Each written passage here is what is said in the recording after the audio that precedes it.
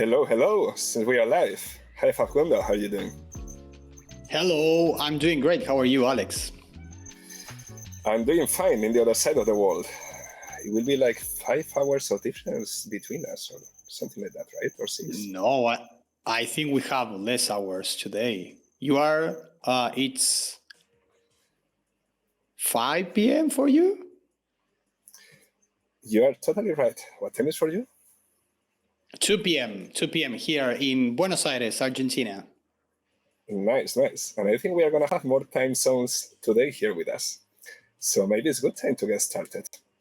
And first of all, welcome everyone. I hope you got your coffee, your tea, your water, because today is going to be cool. We're going to talk about, I would say, the making of a developer relations team, but not only from our side, because also we have another team here today, and we will introduce it just in a moment. But before starting, in case you are new to our Twitches and our streams, this is Community Task 3, Developer Relations 101. And in case you are wondering what's this stream about, it's the stream where we get in contact with other teams, like, for example, it was Astra in the past. And today is going to be another team. Maybe it's a surprise for you, maybe not. And we just share about different topics on the tech community. We also have the Girls Code with our friends, with our colleagues, Alba, Arisa, Josephine, and more. They talk about tech and human topics in general.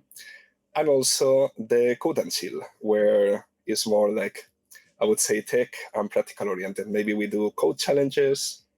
The last time was with a Vue core team member and a Vue educator from the community. So you can always find it in our YouTube.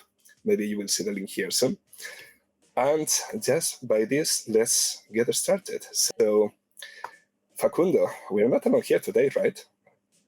No, we have a cool couple of guests today on today's stream. And I'm pretty excited about that. We will have a cool chat about an interesting topic for us.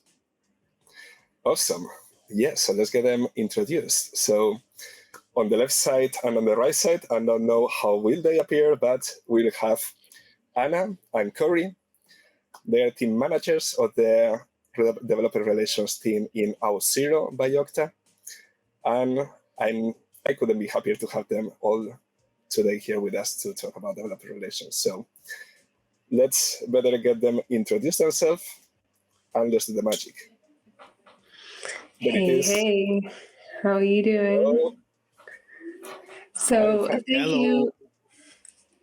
thank you so much for having us. I think Corey's experiencing some camera issues, so he'll be joining us in just a second. I'm Anna. I have the privilege of leading the DevRel team at Okta. It's pretty exciting, and we can go into what co-leading means in just a moment when Corey comes on. But I have the privilege of leading the EMEA and APAC.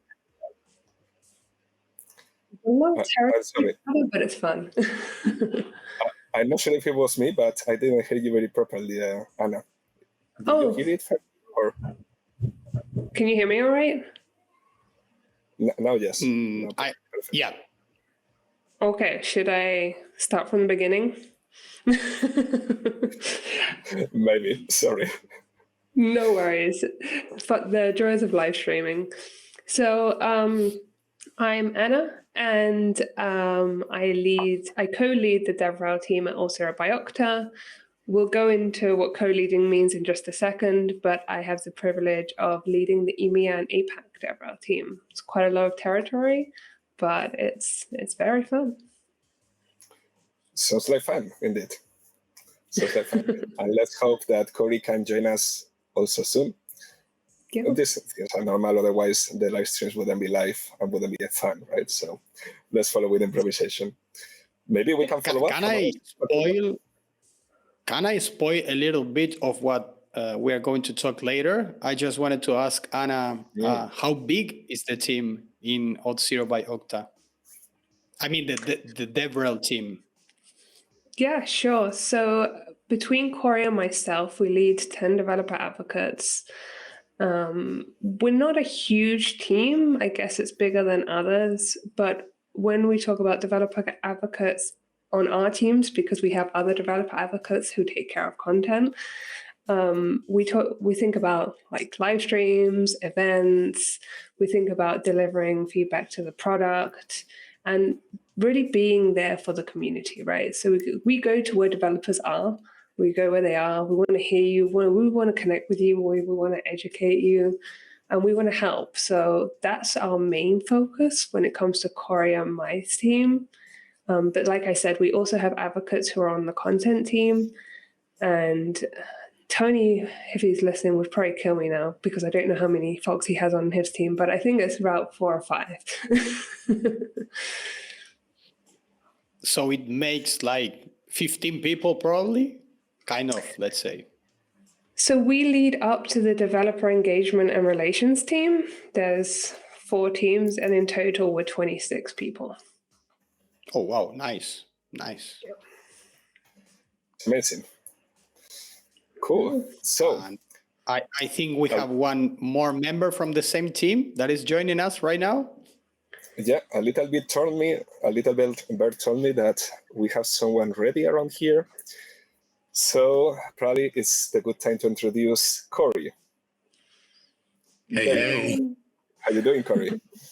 I'm happy to be with y'all. Like, tech issues notwithstanding. Sorry about that.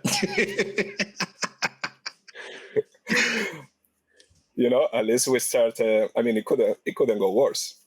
I hope. Let's not. As every live stream does. Exactly. Do you mind sharing a few words from your side, Corey? Yeah. So I am Corey Weathers. Go by the pronouns he/him. I lead the America's developer communities team for Okta, specifically for Auth0. And so I'm privileged. I mean, Anna and I work together very closely. I was talking about this a little earlier. We spend a lot of time together, like talking through things, partnering on things, figuring out how to support our teams. And it's just been a really fun journey. I think now that I've been with the team for just about a year. So I'm excited. Yeah, I can assume it passes by very quickly, right? Too quickly, to the point where I was like, yeah, this is, I'm surprised that it's only been a year. I can share the feeling, totally. Cool. Then maybe just a few words from our side. So I'm Alex Jover, team manager of the community and events team in the DevRel. I'm not sure how we call it. Help me with the word, Facundo. Division. Yes. So let's call it. Yeah. Sorry if any of our colleagues is watching this and this is not the proper name, but you will understand. Naming is hard, they say in the tech industry, right? So my team is the one that is more in contact with the community. We do it via live events, via Discord, via in-person events, and sponsorships, ambassadors, that we probably will talk later, and so on. So what about you, Facundo? So, well, hello, everyone. My name is Facundo. I'm from Buenos Aires, Argentina. I'm also a developer relations engineer at Storyblok. I'm the manager of the solutions team from the DevRel division, let's say. In the solutions team, what we do is basically focus on providing the, let's say, solutions, help and support to the developers of the community to implement Storyblok into their projects. Basically, we try to help them with their concerns, the issues that they may have implementing Storyblok into different projects using different technologies, trying to engage with them in a way that we can have feedback from them that we can share with the product team and well, different types of activities and tasks, let's say, that I imagine that we will mention during this stream. Amazing. Talking about the stream, where should we start, Facundo? So let's assume that not all the people in the stream knows what developer relations mean, and probably we can start with that super general question. I mean, what is developer relations? What do you think? That sounds like $1 billion question. That's why it's the first one. Corey, do you want to go first? Yeah, I'm thinking through like how I answer this question for people who are not in the tech industry. And the way I usually describe it is if I think about, you know, how like if you're driving down the street and you see like these marketing folks who like have the signs and they're like holding up the signs and they're flipping them to get your attention. I always say like my job is to be like the person flipping the signs, except my signs are specifically crafted for developers. So they will probably know how to react to it. They will see me and and I'll get their attention. And maybe we'll have some conversations around interesting things that they're wanting to do. But that's like the showman's version of this, right? As opposed to the relationship part of it, which is also spending time with them and getting to know them and understanding ways that we can support one another and continuing to take that feedback and doing stuff with it, whether it's bringing it back into the company, whether it's sharing it with other developers in the community to like get some consensus and community building, things like this. But that's like if I'm talking to someone who's not in the industry, that's how I describe my job. Well, actually, it's a good analogy. Yep. I try hard. Totally. And to Sorry, be honest, Anna, I think, sorry. I wanted thought to that share Anna was going to say something.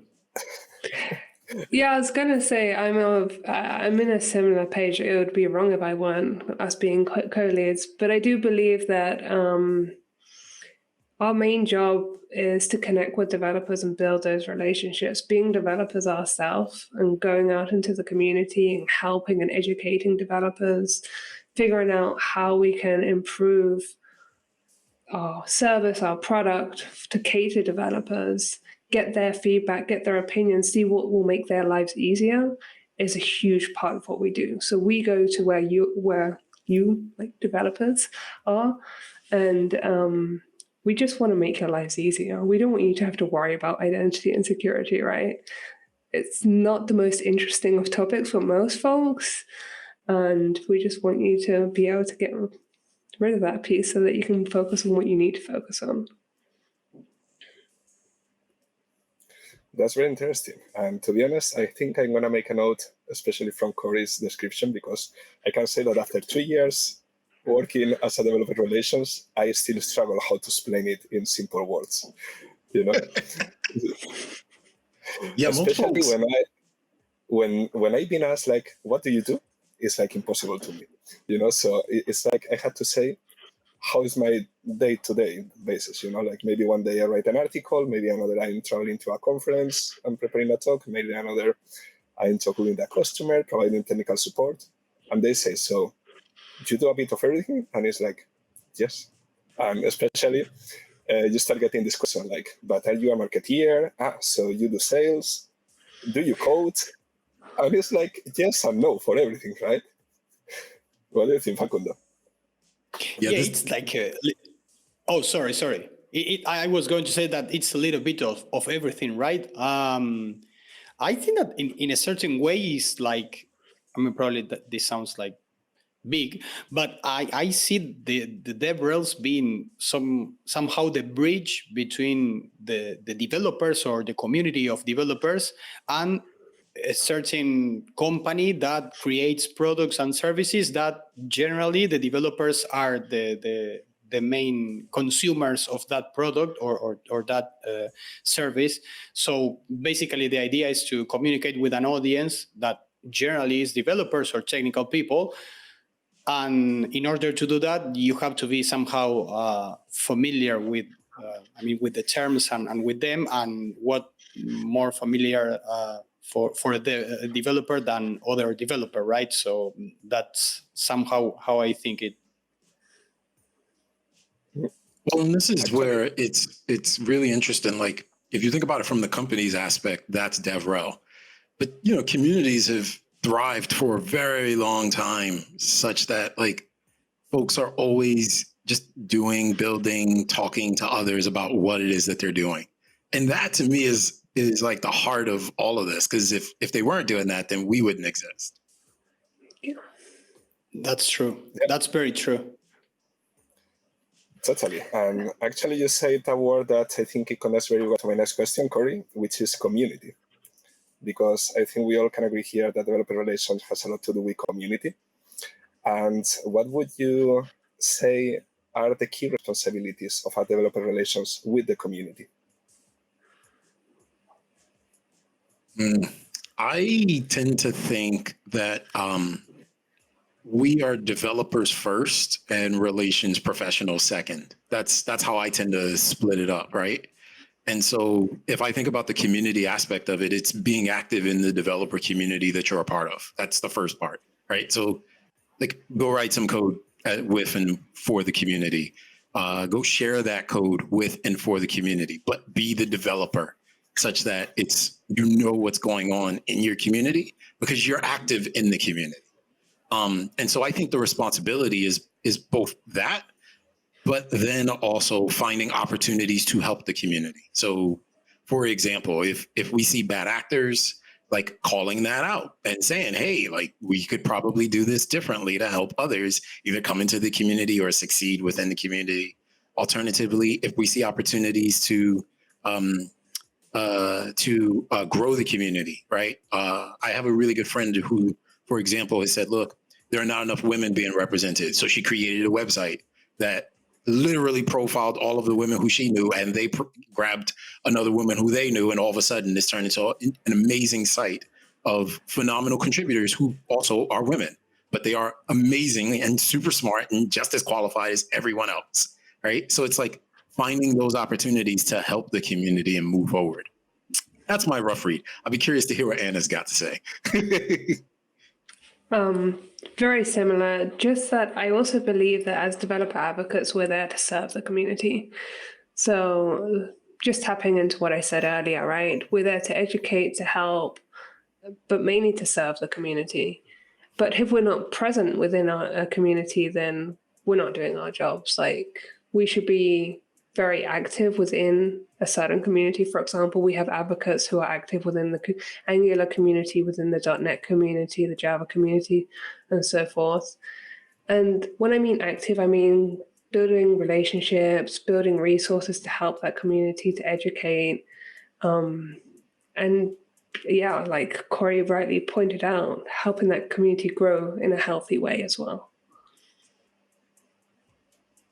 Yeah, that's very good, and it's a great point because somehow, from my point of view, the DevRel it's another community member. Like somehow a community works because all the members are interested on that community and want to maintain and keep a healthy way of acting and way of being of that community. So somehow you as a community member have to be interested on what's happening in the community, but also how you can help on that community, what you can provide to the community, how the community is helping you, right? I mean, because somehow we all started, I'm talking about ourselves, that I imagine that we are involved in certain communities or developer communities, but there was a time when we were just a person joining a group of people looking for help with a certain technology or a certain project that you were creating, or you wanted to learn something new that you didn't learn at that moment. So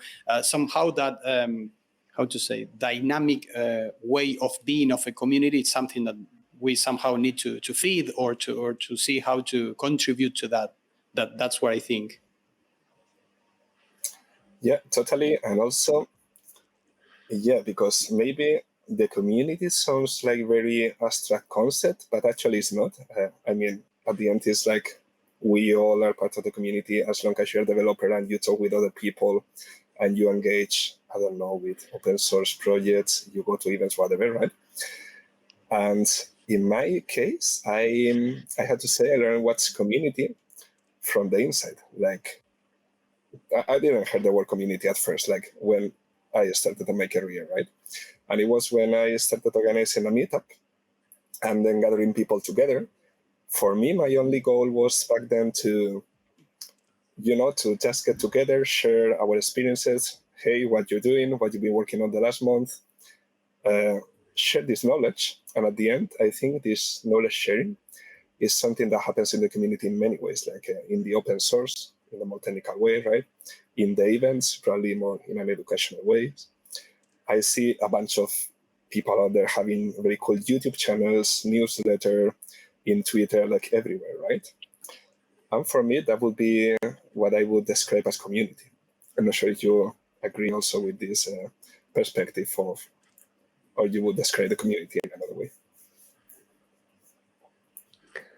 I actually have a talk on this, which is hilarious. But for me, community, I can show the link later. For me, community is a sense of belonging. So it's where you feel like you belong. And there are different sorts of communities. We have like the big communities, and I'm going to pick on the Angular community because that's my community. But within the Angular community, you have country-specific communities, like these conferences that happen on a country-specific level, or maybe it's even like a city level.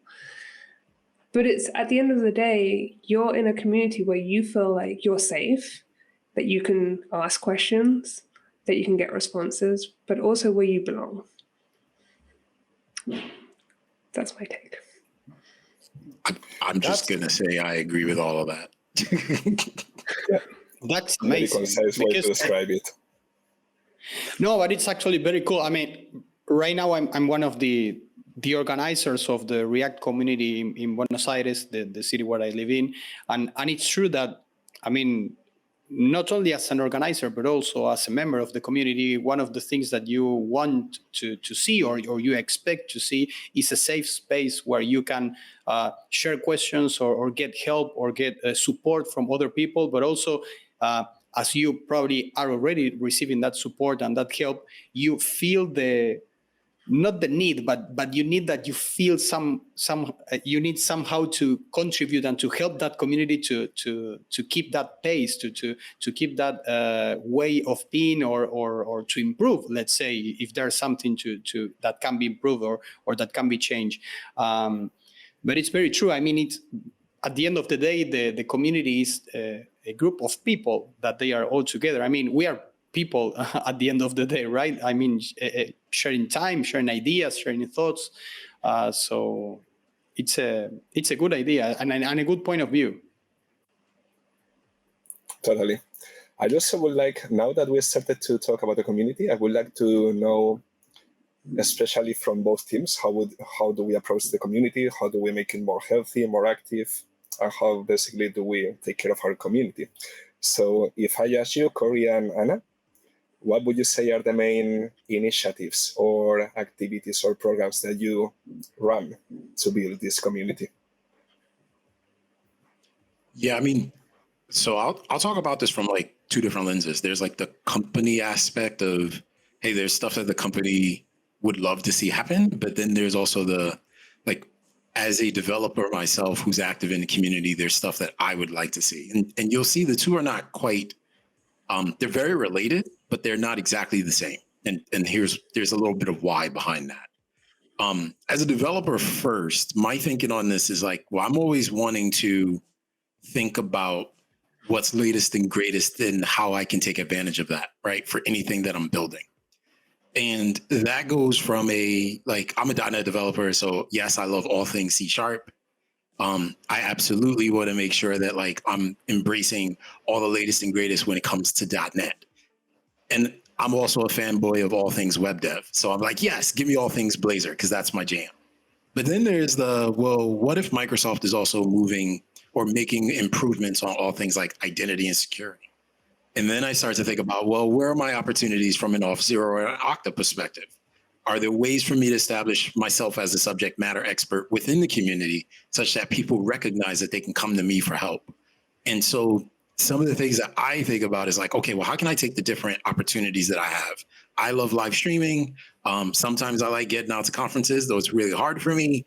I don't enjoy blogging, but I know others who do. And so I'm like, how do I look at these different tactics and think about ways to help both establish myself as a subject matter expert, bring some visibility to some of the stuff that Okta and Auth0 are doing, and then at the same time, like continue to be a responsible community member and getting to know all the latest and greatest and helping to influence some of those trends.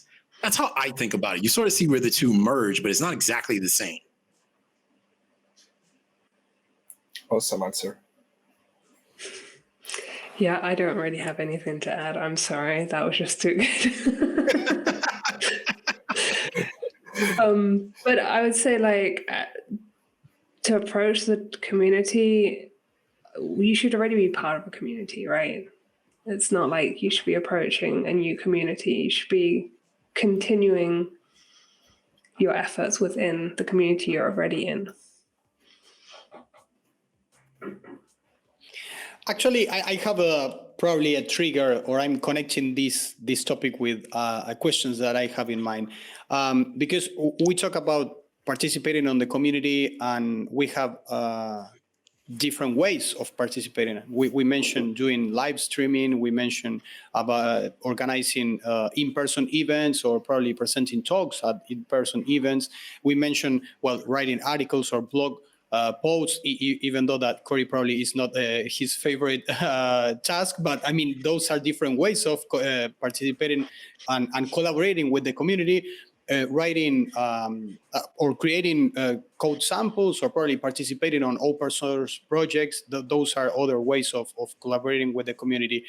But I will put the CEO hat now, or the organization hat, and I will ask, okay, we participate in the community in the best way that we consider that we can participate. But the question is, someone from my organization or the organization that I work at comes to me and says, hey, Facundo, I see that the DevRel team is super active, is collaborating a lot, is engaging with the community a lot. But how do we measure that? I mean, how do we measure that the work that we are doing is actually performing in a good way, let's say? That's my key question. Facundo is full of great questions, billion-dollar questions today. I mean, you thought that I was coming to this stream to talk? No, I come here to get answers. I think it depends on the DevRel team, right? There's different ways of measuring DevRel, and there's probably not a wrong or right way. It depends on the company needs. In our case, I can talk for our team. We track developer reach as one. So how many developers did we reach? Why do we do this? Because if we think about application builders and so forth, sooner or later, they're going to have to implement some sort of authentication mechanism, right? And we want them to think about us when that time comes. We know that from the moment they hear about us until they actually use us, or even consider us, because maybe they just consider us and don't use us, it can be up to 18 months. So developer reach is one of our mechanisms, and another one is developer engagement. Now, we are very hands-off signups. We don't do signups. That's not authentic. That's not genuine. We're developers, right? But we do encourage folks to sign up to our developer newsletter. And if you do sign up to it, which I really recommend that you do,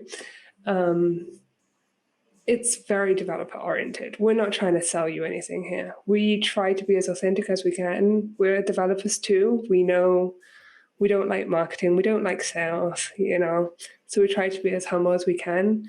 But putting on the CEO hat, those are the metrics that we track. So reach and engagement. And yes, we are, if you want to talk business, we're top of the funnel and all of these things, like it has to happen. We have to talk about these things, especially as managers. But at the end of the day, the value of gaining developers' trust is not measurable. If you can gain developers' trust and show them that you're being authentic, that your service or product is genuinely really good, then that's a whole different thing that you just can't measure. You can probably try to measure it with satisfaction scores and so forth, but no. This is also why the community activities and the authenticity there matter. Because if you're not authentic with how you're showing up in the community, then you're going to lose trust. And by proxy, the company is going to lose trust. And then by proxy, the opportunities for that company to have measurable impact will go away. Actually, I want to extend on your answers because we have a question from the chat that I think it relates a lot, especially to what you say, Dana. The question is, what are your thoughts on DevRels being dev sales, and how important part of the DevRel personality do you think it is? Do you get this kind of comments when you go to conferences like, hey, you are selling us our product, this kind of stuff, or thoughts, or comments? When we go to a conference to give a talk, we try to be as authentic as possible. We try to educate the developer around identity and security. We don't do product pitches, it's just not our vibe. Yes, we have a booth where you can come get some cool swag, but we're really there to help you understand how you can implement Auth0 into your applications. We want to take this weight off of your shoulders. If you see the auth pipeline we have, you'll be surprised at how difficult authentication actually is. So we're just like, leave it to us. Go figure out everything else. Totally, I couldn't agree more. Actually, at least I see in our company that sometimes other teams, like the sales or partner teams, they want to, sometimes we want to explore how can we collaborate better. And sometimes when they join us in conferences or we participate with the dev audience, something we usually say is, hey, don't do your thing. Don't sell anything here. Don't try. Don't even try, because developers, I think we appreciate a lot of authenticity, and we are very allergic to sales or marketing in general, Let's put it this way. So I totally agree on you, Anna, that I think the best way to grow the community, to treat the community, is by education, by solving the problems, by giving them the tools that they allow them to do what they want to in a better way or in an easier way. So I couldn't agree more on what you said of authenticity. I think is the key. And actually, I agree that it's super valuable. I mean, probably this is my point of view of being a developer for many years, but it's true that it's super valuable. I mean, you can see when a person is being authentic and talking to you, and you value the opinion or the thoughts or the ideas that are coming from a person that is authentic. Actually, probably like in the developer community is like we speak our language, let's say, and that's why probably a DevRel is valuable in that point, because, okay, we work at a company, we somehow are looking to engage that company with the developer community, but the truth is that we kind of know the way that we can engage with the community, because it's the way that we would like to the other people to be with us, I mean, the developers to be with us. So as you said, Alex, probably joking, but the truth is that if we have a person that is not technical or developer, probably are going to use different ways of approaching to the people, that probably the developers have a different way of engaging or reaching. And by the end of the day, I mean, the result will be kind of the same. I mean, you will have a developer coming to you saying like, hey, I have used the product that the company that you work at creates, and it's actually a great product. I mean, I was able to implement the product on my project. It's working great. I was looking for support or documentation in order to get help implementing the product, and the documentation was pretty cool. Was easy to follow. Or I attended to this event and I saw the talk on how to do this, and this, and clear my mind on how to solve that problem on my project. So I think that it's valuable, that aspect of our personality as developers, let's say. Talking about that, and another very interesting question from the chat from Samuel. Do you think it's possible to be genuine advocating as a DevRel without loving the product you're working on?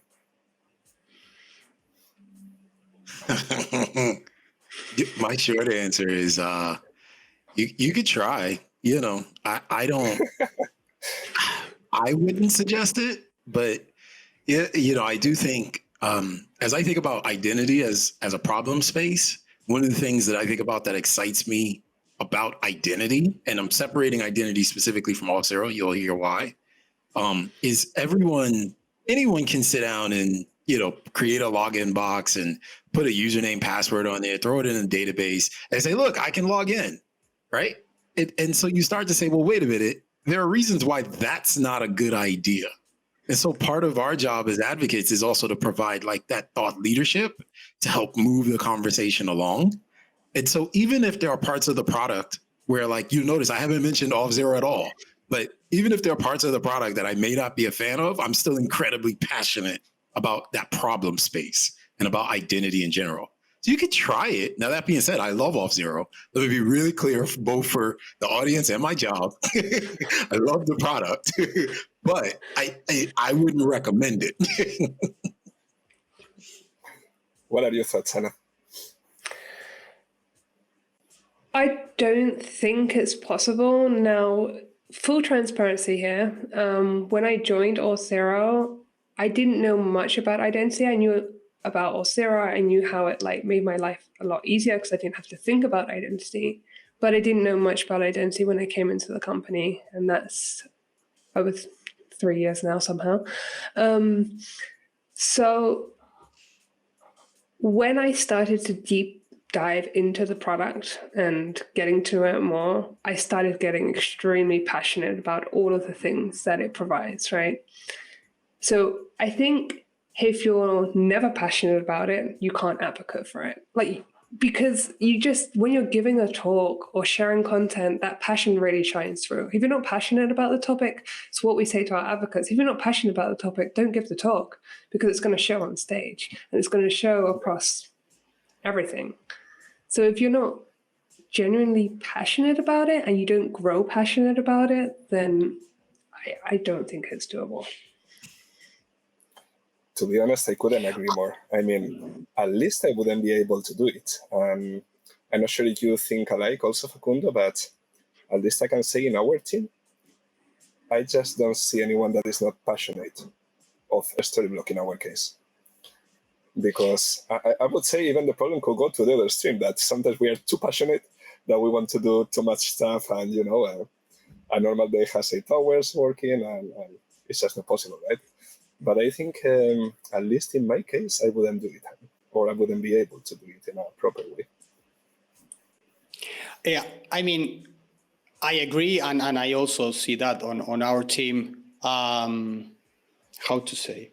I think that at a certain point, probably happens, like Anna said, like you are not fully familiar with the product. I mean, in speaking about Storyblok in particular, we have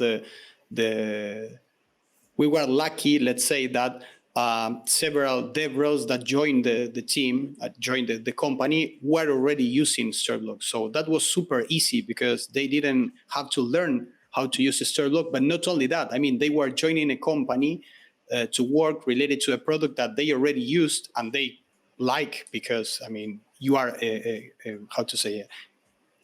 regular user of the product that you are advocating somehow. But let's say that you never used the product before, or you were not fully familiar with the product or with the topic. From my point of view, you have somehow a way of still doing a good job, let's say, because you still have the chance to share feedback about the product. So if you see that there are things about the product that you don't really like, or you consider that can be done differently, you now have a direct access to the product team and say like, hey, probably we can review this and this. Of course, it's very different to actually working on the product team or working on the product itself. But I mean, hearing the feedback from the community, a community that we are part of, and sharing that feedback with the product team, or probably to evaluate, or probably, I mean, that's clearer with when you're working on a product that is a service that is used by many people, many developers, or many organizations, where you have to make decisions on which features or how to solve problems in a more generic way, let's say, because you are not doing custom developments for the different teams and different organizations. And at the moment of doing that, probably you have a voice being a DevRel to say like, hey, I mean, we are talking to the community, and from my point of view, this is something that we can improve, or we can review, or we can do it in a different way. So even though that is complicated, probably, I mean, I wouldn't, how to say, I wouldn't advocate or be being authentic of something that I don't really like or I'm not interested in at all. You have the possibility of getting deeper into the topic and the tools, I would say. Actually, I'm not sure if it's your case also, Corey and Anna, but we have several cases, and I'm one of them, that we were first Storyblok ambassadors. Some of us also were sponsored by Storyblok because maybe we had like a blog or a newsletter or something like that. And later we started working in Storyblok. But we were already loving it, and we were part of the ambassador program before that. And talking about the ambassador program, I also would love to know more about that from you. So please, Anna and Corey, can you tell us a bit about your ambassador program? What are the key points of the ambassador program, how the audience can become Auth0 ambassadors, and what are the main benefits of it? Sure. Corey, do you want to take this one? I thought you were going to take it the way you were starting. I was like, okay, I got it. I can talk a little bit about it. We also recruit our ambassadors, well, if they want to, obviously. A few of our advocates were previously also ambassadors. So, and not just advocates, right? We have folks working in engineering product that used to be also ambassadors, which was really awesome. The program is meant to create, again, a safe space for folks to come and learn more about all things, not just Auth0, but identity. So we give trainings around all things identity. We also, we're revamping the program as we speak. So there's going to be a lot of changes coming. Stay tuned. But we're looking to get more from the ambassadors. So what do I mean by that? The ambassadors, just like the advocates, are out in the field. So they know all of our pain points. But right now, we don't have a good channel to translate that feedback. So that's one thing we're working on. That's one of our biggest pain points. But our ambassador program, I think we have 150 ambassadors right now globally. That's correct. Like 44 countries, I think it was. Yep. And it's a fantastic crowd. Like, they're really passionate about our things. I believe, Facundo, you were or are one of our ambassadors. I can't keep track anymore. I'm sorry. Yep. And so maybe you can tell us what we need to do better, actually, now that we're here.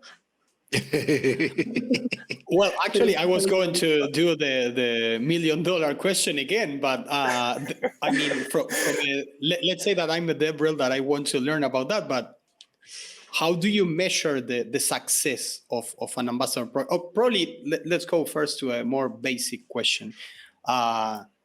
I'm a developer. I'm in the community. I'm interested in the case of Auth0 identity.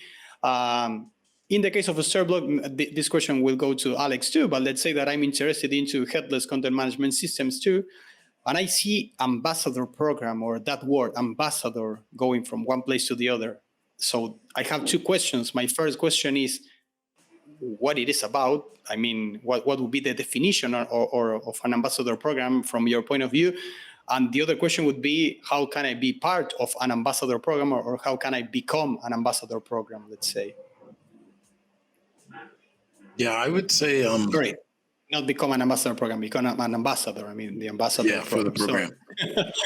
Yeah, I would say that the thing that we think about as we now are doing the revamp is a large portion of how do we make sure that we identify folks who have a keen interest in identity or furthering some things related to identity or telling some technical stories through identity that could probably benefit from one, connecting with other developers with similar interests, that sense of belonging.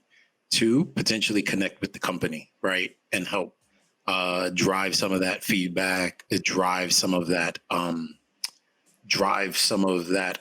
anecdotal evidence sort of around their experiences to to help further the product and their knowledge of identity, right? If there's some degree of interest there and we can qualify that, like they to be would be the right type of ambassador. Now, how do they apply? Because we're revamping things, we have an application process for sure, but that application process is the thing that we're changing as we're looking to also think about how we support a certain size of a program, given the size of our team and the fact that we can't be everywhere and the fact that we want these folks to both feel successful and a sense of community amongst themselves. But for us, it starts with the application and a very personal touch that comes with that process. So we have a program manager who helps to manage that program and the processes behind it. And I'm excited to see where this is going. Amazing. Yeah.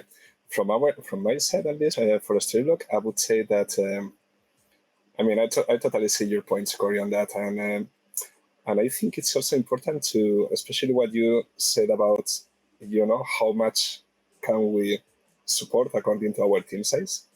Because in the last year, we were like reworking the whole program because we realized we were not consistent at supporting our ambassadors. And it takes time, right? It takes time to educate ambassadors, to support them. And the company was growing so much that we just couldn't handle it. And the first thing we realized is, okay, we need someone fully dedicated to the ambassador program, which actually is Cidre, which is like here in the background, managing all the live stream as well, right? But definitely it takes time, and it's not time, it's an investment, because at the end, at least in our case, I can say that many of the open source library that we have out there are built by the community, by ambassadors as well. Like we have a repo called Awesome Storyblok, and if you go there, you will see that 0.5% of the utilities, articles, libraries, videos, they are coming from ambassadors. So it's really good that not only you're supporting people, and I was also on the other side, sometime before, but also that you receive a lot from the community. And that's really cool, that is two-way. And about joining the Storyblok ambassador program, I would say that, as you say, Corey, all starts with application, but I would say that taking back the point that Anna shared, it has to be really genuine. Like, it starts with authenticity. It starts with, if you are not very into headless CMSs, maybe the program is not for you, of course, because it's going to be about headless CMSs in our case, about the identity on your case, right? But if you are passionate, if you use it, if you are already there in the community, let's say, I think that would be the starting point. And of course, the more active you are, the better, right? So actually, I also have a question for you about the ambassador program. What would you say are the top 2 or 3 points that can help an ambassador being part of your program? Let's say I could be interested on the program. What are the 2 or 3 key points that would be the most interesting for me as a potential ambassador? I'll tell you the 2 that I've observed that I think that always stand out to me, because they're almost kind of just like, they just make sense. Like you think about them, but then you're like, well, no, of course it just makes sense, right? One is access to like our team.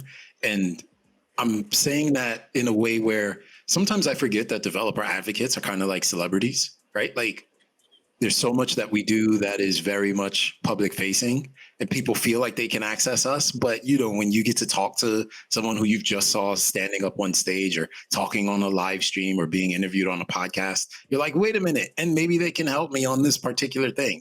And so that access, I think, is incredibly valuable to an ambassador, right? I think the second side to it is the things that come from that access, which, again, you think about it, you're like, of course, that just makes sense. And so oftentimes what I've found, at least in my own interactions with different ambassadors, it's like, if I say, oh, yeah, I can connect you with the product manager for that particular product because they were talking about this particular thing that you needed to do.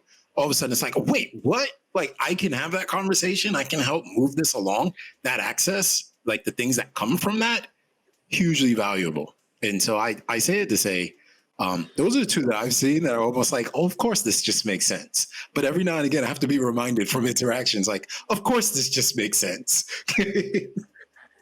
Yeah, and it's also about being with a group of like-minded people. So in addition to having that access, interacting with other ambassadors too, whether it's in your region or globally, asking a question when you're stuck and having immediate responses because you have such a global team that cover all time zones. I think we literally cover all time zones with our ambassadors. I think so. It's really, really something special, I believe. And we also give awesome swag. That's also cool. That was my following question. I mean, let's say that I want to apply to the ambassador program. I mean, what are the benefits that I would get? You know, I mean, why I would, I mean, besides the great reasons that Corey mentioned, but I mean, okay, I'm joining the ambassador program. So how do we welcome the ambassadors, right? Yeah, the bits and pieces that I remember, and the reason why I keep saying this is because we've mentioned obviously that we're revamping parts of this because we've realized the way that we were doing things prior to the global lockdown needed to change now post lockdown. Like we need to change the way we incentivize some of the engagement here. But the bits and pieces that I've seen is it starts with the welcomes, right? So we welcome folks incredibly. It's a personal touch. We welcome them both from a program management perspective, the person who manages that program sends that note out, as well as from a sort of community perspective. So the dev advocates and other ambassadors get to engage and have conversations with them to say hi. The other thing that I know that we send out is a swag kit, though I don't know what's in it. I'm trying to remember off the top of my head, but I know that our program manager sends out a swag kit just to say like, hey, we really appreciate you. We value you. We're looking forward to the ways in which you'll show up in this community. And then through over their time in the community, they have the opportunity to earn badges that give them access to other things. So based on things that they're doing within their community already, so long as there is some identity related work going on there, they have the opportunity to level up through various badge levels, up and including being recognized as the ambassador of the month. And so we have that designation that we hand out based on activities and things that folks are doing just within their communities, which is exciting. God, now I'm trying to remember more and I can't remember, which is because I'm like, wait, what else did we not change? And we also invite them to our developer days events, right? Yes. So depending on your level of activity, last year we had 4 events. We had one in London, Berlin, Sydney, and Seattle. And we flew up the top ambassadors to the regional event and let them spend the day with, us and like-minded folks. And that was really fun. Getting to meet them in person was incredibly fun. Yeah. That time spent, I think, is actually, I'm literally thinking about the conversations we had in Seattle as you were saying that. And the excitement that they had for truly just like being in the same space and the conversations they were able to have and the things we were able to chat about over dinner and the experiences shared there, which is always fun. So yeah, recognizing them and the amazing work that they do is incredibly important to us. Awesome. It sounds very fun and very engaging, really. I think you're putting a hard work on making the ambassador program. And I have to be honest, I think we are far from the point where you are with the program. But it's very inspiring to know, everything that you are doing in there. We're trying to do things a bit more organically for now. And so, for example, also this week, if I remember correctly, we had the Stories from the Road. It's the first time we tried to organize our own event. Now it's happening in UK. And of course, we want also to connect there with partners and ambassadors, which are like the two sides of community that we have. So thank you very much for sharing all the insights about the ambassador program. And I would say we are ready to wrap up. So, but before that, Anna, Corey, do you have anything you want to share or any pending question you want to ask us? Now is the time. I actually want to go back to Corey's analog of how he explains DevRel to non-technical folks and say, we need to have a banner competition. Well, okay, so we've got an inside joke on the fashion show that we need to have as well. So we can add this to the list and throw this back to the rest of the team and be like, all right, look, here's what we're doing here for August. You can be Corey, our naming advocate. Actually, I only took one note in the whole stream. It's here, and I wrote, "We are developer first and relations builder second." I just love that. I'm glad that resonated. Awesome, cool. Then let's wrap up. So thank you very much, Anna and Corey, for being here today with us. Thank you very much, Facundo. For everyone that is there, you can follow Anna and Corey using the hashtags you see down there in their boxes on Twitter. Just one very quick thing from my side, and probably you will see also here the link right now. Just wanted to announce that in March, so actually next week, we will open the openings for the applications for the second edition of the Storyblok Ambassador Program. It opens every 3 months, and we are very excited to see. There we go. Oh, nice. Even with the QR code. Technology is advancing so fast.